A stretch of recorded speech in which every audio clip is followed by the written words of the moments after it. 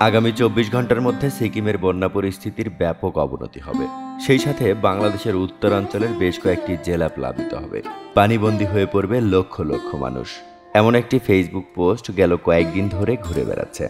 ফেসবুকে আমি সেই পোস্ট দেখার ৭২ ঘন্টা পর সারিয়াকান্দির এই দৃশ্য ধারণ করেছি। এরকম একটি পোস্ট যখন ঘুরে বেড়াচ্ছে তখন কিছু অসাধু কন্টেন্ট ক্রিয়েটর ভিউ বাণিজ্য করে থাকেন। তাদের অনেকেই পূর্বের বিভিন্ন সময়ের ভিডিও আপলোড করে লক্ষ লক্ষ ভিউ অর্জন করছেন একদিনে। এরকম একটি পোস্ট আমার নজরে আসে। বগুড়ার সারিয়াকান্দির বন্যা পরিস্থিতির অবনতি শিরোনামে একটি ভিডিও পোস্ট করা হয়েছে। সেটি একদিনে ১,০০,০০০ ভিউ ছাড়িয়েছে। সেই ভিডিওর কমেন্টে বগুড়ার অনেক গণমাধ্যম কর্মী বোঝানোর চেষ্টা করেছেন যে সারিয়াকান্দিতে এখনও সেরকম পরিস্থিতির সৃষ্টি হয়নি। তবে তাদের বোঝানোর চেষ্টাটি বোধহয় ভুল ছিল। সেরকম কমেন্ট করেছেন অনেক অতি উৎসাহী মানুষ। তারা লিখেছেন, এরকম পরিস্থিতি না হলেই আর অসুবিধা কি? যদি এরকম পোস্ট, এরকম ভিডিও ছড়ানো হয়, সেই ক্ষেত্রে ওই অঞ্চলের মানুষ তড়িঘড়ি করে প্রস্তুতি নিতে পারবে। আমার মনে হয় গল্পটি একটু ভিন্ন হবে। ছোটবেলায় পড়ে আসা রাখাল আর বাঘের গল্পের মতো হবে।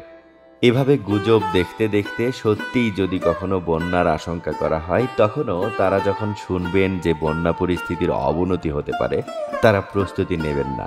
তাতে করেই বিপদ গুরুতর হবে।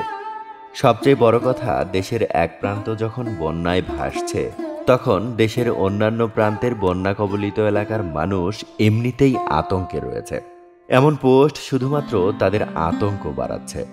এখনো পর্যন্ত সারিয়াকান্দি তথা উত্তরবঙ্গের কোনো জেলাতেই বন্যা পরিস্থিতির কোনো রকম অবনতি ঘটেনি।